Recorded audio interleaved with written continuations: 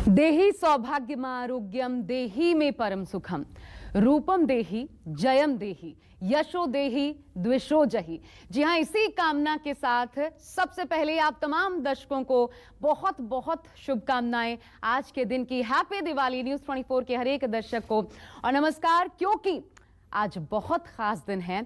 हम जैसा कि आप देख सकते हैं पूरी तैयारी के साथ, ताकि विधि विधान से आज लक्ष्मी पूजा का बहुत बड़ा महत्व माना जाता है।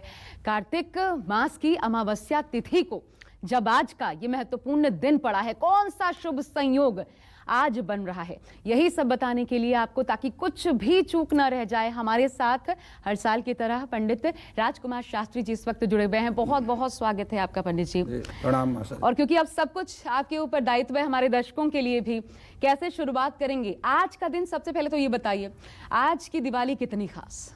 जी देखिए आशा जी, सबसे पहले तो मैं जो न्यूज़ 24 के दर्शक हैं इनको दीपावली की बहुत बहुत शुभकामनाएं देता हूं और बहुत बहुत आशीर्वाद देता हूं कि ये आपके जो दर्शक हैं ये उत्तरोत्तर इनके घर में धन की वृद्धि होती रहे, आरोग्यता इनको प्राप्त होती रहे, शुभ लाभ स्थैर्य धैर्य ये सभी इनके घर में निरंतर बना रहे। देखिए धैर्य की बहुत ज़रूरत है, इसलिए धैर्य भी इनके मन में बना रहे।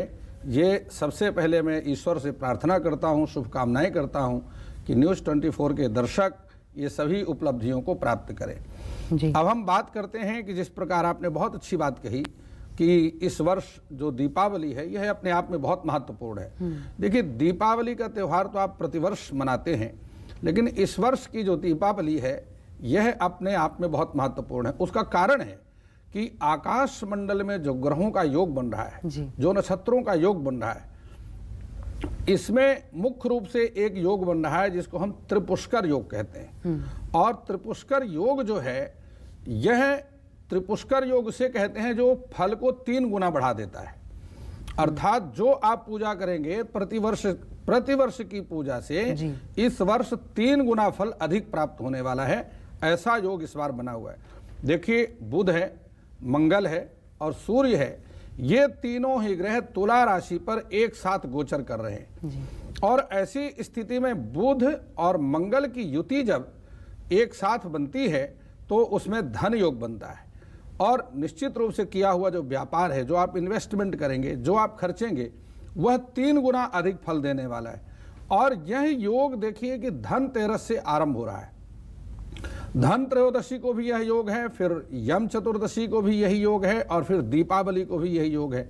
और त्रयोदशी का मतलब होता है 13 गुना, अर्थात 3 गुना से लेकर के 13 गुना तक धन की वृद्धि करने वाला योग है। तो आपने कहा कि 3 गुना फल मिलता है पंडित जी, जो भी आप खर्चेंगे धनतेरस के दिन से ही, तो मतलब उस दिन से क्या ये माने, इसका मतलब ये हुआ कि आप अपने व्यापार में या जो भी आप कार्य करते हैं उसमें निवेश को बढ़ाएं इन 3 दिनों के भीतर?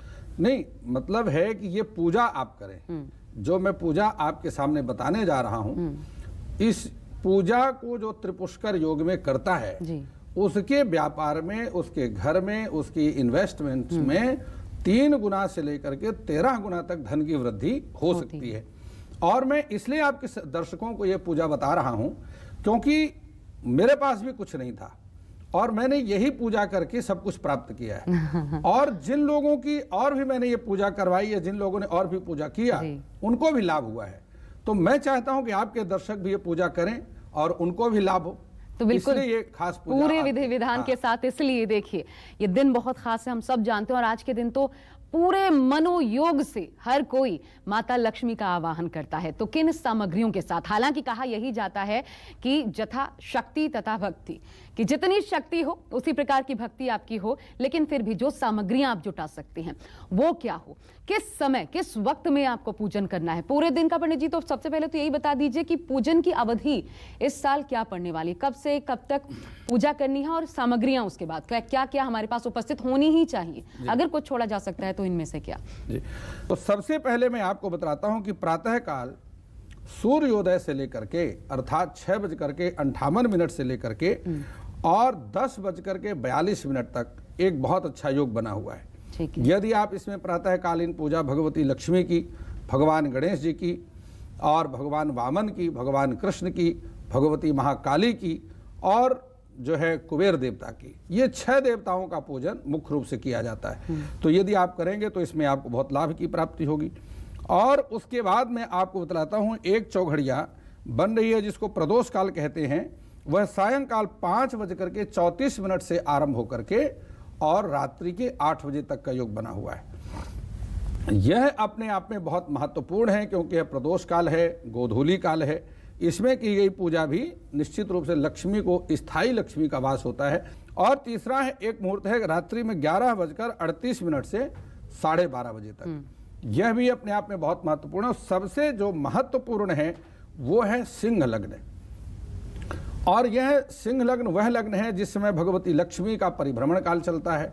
भगवती लक्ष्मी अपने आप पूरे विश्व में, पूरे पृथ्वी पर भ्रमण करती हैं। और भगवान श्री नारायण जो है देव प्रबोधनी एकादशी को जागते हैं, माता लक्ष्मी अमावस्या को जागती हैं। तो वह अपने रहने का स्थान ढूंढती हैं। उस समय में जो लोग भजन करते हैं, पूजन करते हैं, जप करते हैं, अपने घर में अखंड दीपक जलाते हैं, उनके घर में स्थायी रूप से लक्ष्मी का वास हो जाता है। और ये कौन सा वक्त है पंडित जी? वह रात्रि के 12:24 से आरंभ होगा और रात्रि के 3 बजे तक चले। जो लक्ष्मी का पूजन है वह स्थिर लग्न में किया जाता है। तो जो मैंने आपको वृष लग्न का समय बतलाया है, और वह वृष लग्न भी स्थिर लग्न होता है। और रात्रि के जो सिंह लग्न मैंने आपको बतलाया है, यह सिंह लग्न भी रात्रि के 12:24 से और 3 बजे तक का जो समय है, यह किसी भी राशि के लोग उस समय में पूजन कर सकते हैं। और अब सबसे महत्वपूर्ण चीज पर आ जाते हैं, वो है कि पूजन विधि क्या हो, कैसे आपको पूजा करनी है। क्योंकि माता लक्ष्मी को प्रसन्न करना है, ये पूरी दुनिया इसी के लिए भाग रही है। तो पंडित जी, एक एक कौन सी सामग्री, और सबसे प्रिय तो माता लक्ष्मी को हम देख रहे हैं कमल का फूल, यहाँ पर आपने वो भी। बहुत अच्छी बात आपने स्वयं भी और बता दी, तो इसलिए मेरे बताने की जरूरत भी नहीं रह गई। क्योंकि भगवती लक्ष्मी को कमल बहुत प्रिय है, इसलिए देवी का एक नाम है कमला। और देवी का जो मंत्र है, ओम श्रीम ह्रीम श्रीम कमले कमलालये प्रसीद प्रसीद श्रीम ह्रीम श्रीम ओम महालक्ष्मी नमः। इसमें कमल शब्द का 2 बार प्रयोग किया गया है। वह इसलिए क्योंकि देवी को कमल बहुत प्रिय है, इसलिए देवी को हमने पहले से ही आपने पुष्प जो है कमल का पुष्प चढ़ाया हुआ है, इसी में देवी का वास होता है। और मैं आपको बता दूं, एक कमल पुष्प होता है जिसको नील कमल कहते हैं। यदि आप दीपावली में, जो कि मानसरोवर में मिलता है और कहीं दुनिया में नहीं मिलता, अच्छा। मानसरोवर से यदि आप नील कमल ला करके और अपने घर की तिजोरी में रख दीजिए, जितना मर्जी जीवन में आप खर्च करें, आपकी तिजोरी खाली नहीं हो सकती। फिर देवी को मिष्ठान बहुत प्रिय है, इसलिए जो है ये हमने मिष्ठान की व्यवस्था की है। फल आपके सामने ऋतु फल रखे हुए हैं। और देखिए, सबसे बड़ी बात यह है कि ये आपके सामने मैं आपको दिखाता हूं, ये खील और बतासे हैं। ये लक्ष्मी का अत्यंत, भगवती लक्ष्मी को प्रिय है। और इसके द्वारा हम पूजन करते हैं।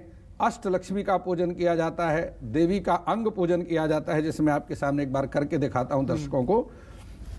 छोटे छोटे मंत्र हैं। ओम चपलायै नमः पादौ पूजयामि, ओम चंचलायै नमः जानुनी पूजयामि, ओम कमलायै नमः नाभिं पूजयामि, ओम कात्यायन्यै नमः जठराग्नि जठरं पूजयामि, ओम महालक्ष्मी नमः मुखं पूजयामि, ओम श्रियै नमः सर्वांगं पूजयामि। ये छोटे छोटे मंत्र हैं। इसके बाद आपने जो है ये हल्दी की गांठें हैं। यह जिसके घर में पूजा में प्रयोग की हुई हल्दी, वैसे काली हल्दी हो तो और अच्छा है, अन्यथा इस हल्दी को भी आप प्रयोग कर सकते हैं। इस हल्दी को पूजा के बाद अपनी तिजोरी में आपने रखना है। तो अब मैं आपको बताता हूँ अष्टलक्ष्मी। देखिए, ओम आदिलक्ष्मी नमः, ओम योगलक्ष्मी नमः, ओम धनलक्ष्मी नमः, ओम वैभवलक्ष्मी नमः, ओम संतानलक्ष्मी नमः, ओम गजलक्ष्मी नमः। ये धनिया इस प्रकार से आपने चढ़ानी है। अब इसके बाद आपने लेना है धनिया। यह सुगंधिम पुष्टिवर्धनम, पूरे घर में, परिवार में सभी के विचार मिलते रहे, सभी में एकता बनी रहे और सभी एक दूसरे के विचारों का सम्मान करें, इस भाव से धनिया अर्पण की जाती है। और व्यापार में धनिया से उत्तरोत्तर वृद्धि भी होती है। इसलिए भगवती लक्ष्मी को भी, क्योंकि आप यदि आपने धनिया के दाने वो पत्ते देखे हों तो आप उसको हाथ में लीजिए, सुगंध आने लग जाती है। तो धनिया अर्पण करने से परिवार सुगंधित बना रहता है। आप पंडित जी जैसे इनको जब आप अर्पित कर रहे हैं तो मंत्रों का उच्चारण कर रहे हैं, लेकिन जो लोग नहीं जानते मंत्र, क्योंकि हर एक के लिए संभव भी नहीं है, कई लोग घर में खुद से पूजा करते हैं, जरूरी नहीं कि वो किसी पंडित जी के साथ पूजा करें, तो चढ़ाते समय क्या वो संकल्प मन में सोच के और चढ़ाया जा सकता है? जैसे ऐश्वर्य के लिए, समृद्धि के लिए, अपने संतान के लिए जो कामना की, उस तरीके से एक एक बार अर्पित किया जा सकता है? देखिए, आपने ऐसा जटिल प्रश्न कर दिया है जिसका उत्तर भी देना बड़ा मुश्किल हो जाता है। देखिए, हमारे शास्त्रों में पूजा के 80,000 मंत्र हैं। वेद में कुल 1 लाख मंत्र हैं, उसमें 80,000 मंत्र कर्मकांड के हैं, 16,000 मंत्र उपासना कांड के हैं और 4,000 मंत्र केवल ज्ञान कांड के हैं।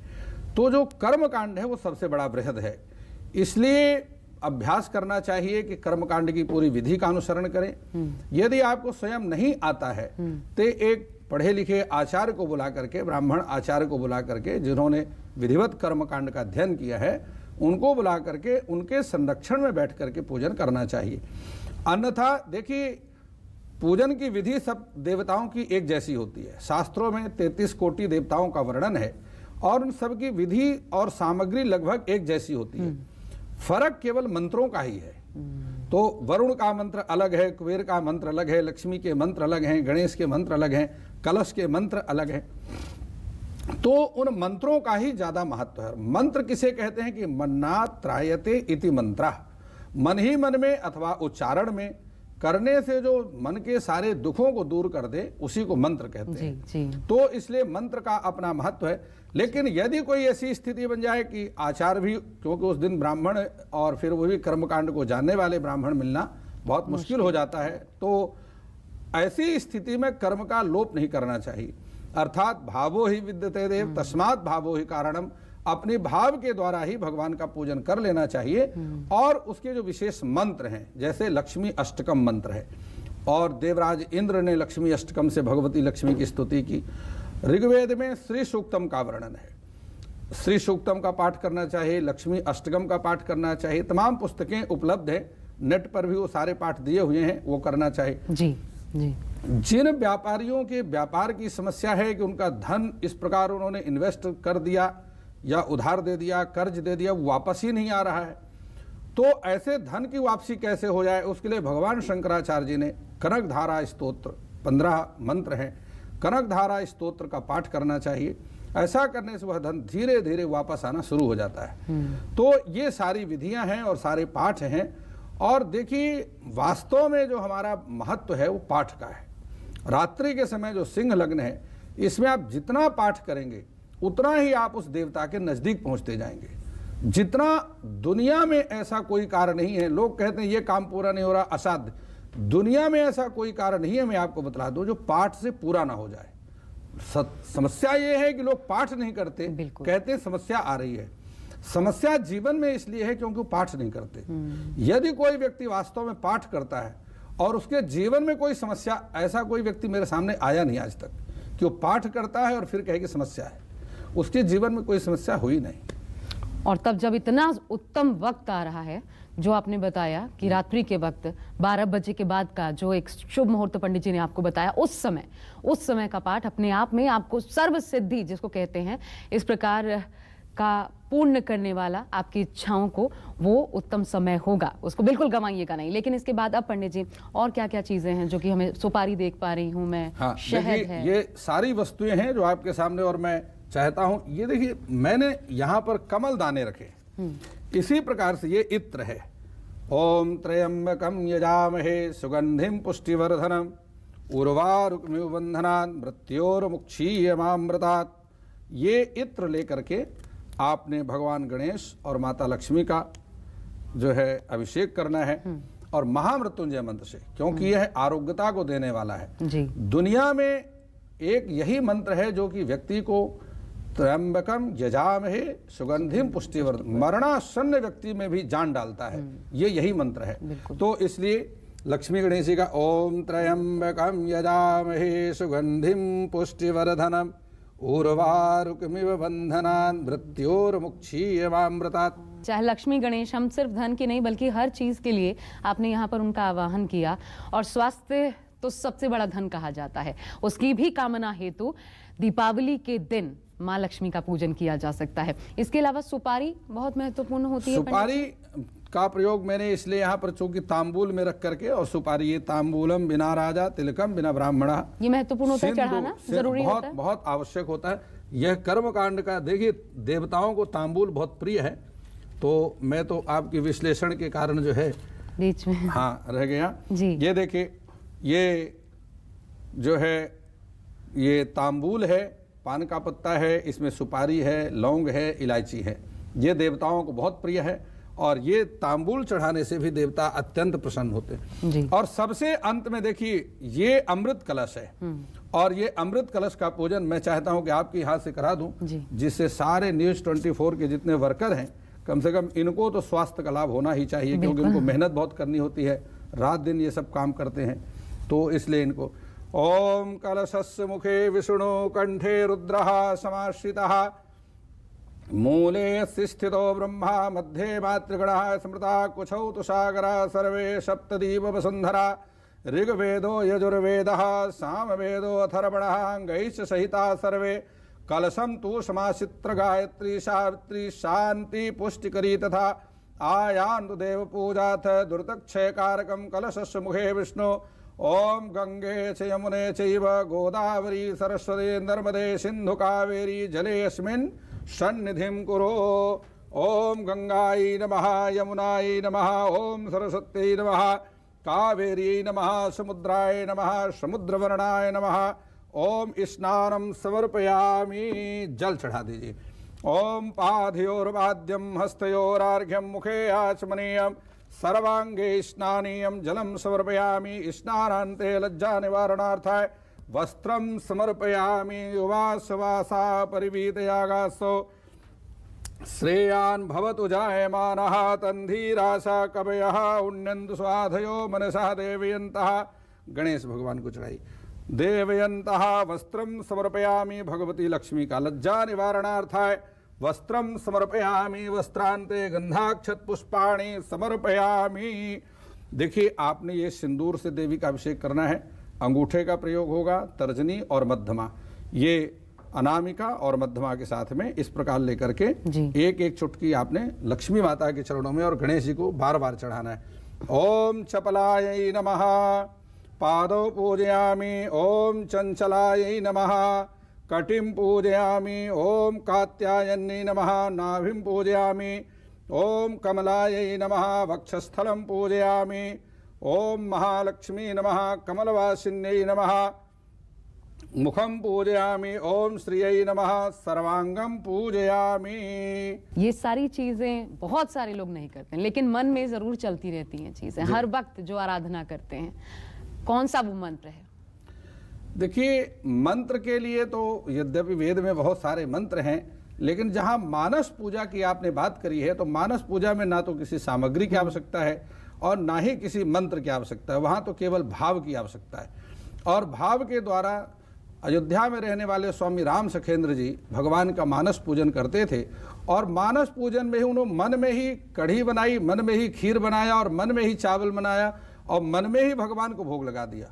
और जब उनके शिष्यों ने जाकर गुरु जी से कहा कि राम सखेंद्र कोई काम नहीं करते, तो उन्होंने आकर के देखा सरयू के किनारे वो बैठे हुए मानस पूजा, तो उन्होंने पीठ में आकर के लात मारी तो उनके मुख से कढ़ी और पकौड़े बाहर गिर गए। उन्होंने पूछे कढ़ी पकौड़े कहाँ से है? बोले मन ही में ही खीर बनाया, मन ही में ही कढ़ी बनाई, मन में ही पकौड़ा बना के ठाकुर को भोग लगा दिया था और वहां से जो बचा उसको प्रसाद रूप में मैं ले रहा था, गुरु जी आपने मार दिया पीछे से, तो मुंह से निकल। इसीलिए कहा जाता है कि भाव ही सबसे महत्वपूर्ण है। तो वो भाव इस दीपावली हम सबके मन में रहे और माता लक्ष्मी की कृपा, गणेश जी की कृपा हम सभी को प्राप्त हो, यही कामना करते हैं। आप सबको एक बार फिर बहुत बहुत शुभकामनाएं। और पंडित जी बहुत बहुत धन्यवाद आपका इतनी खूबसूरत पूजा करवाने के लिए, और ये पूजा हमारे तमाम दर्शकों के भी काम आए। उम्मीद करते हैं जरूर समझ गए होंगे आप कैसे माता लक्ष्मी को आज के दिन प्रसन्न करना है। नमस्कार। लेकिन न्यूज़ 24 के साथ हर एक खबर के लिए बने रहिए।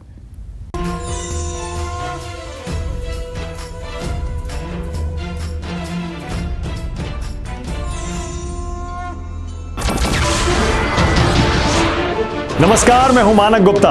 अगर आपको हमारा ये वीडियो पसंद आया हो तो इसे लाइक और शेयर जरूर करें और हां, हमें सब्सक्राइब और फॉलो करना ना भूलें ताकि आप देश और दुनिया की कोई खबर मिस ना करें। तो जुड़े रहिए हमारे साथ और देखते रहिए न्यूज़ 24।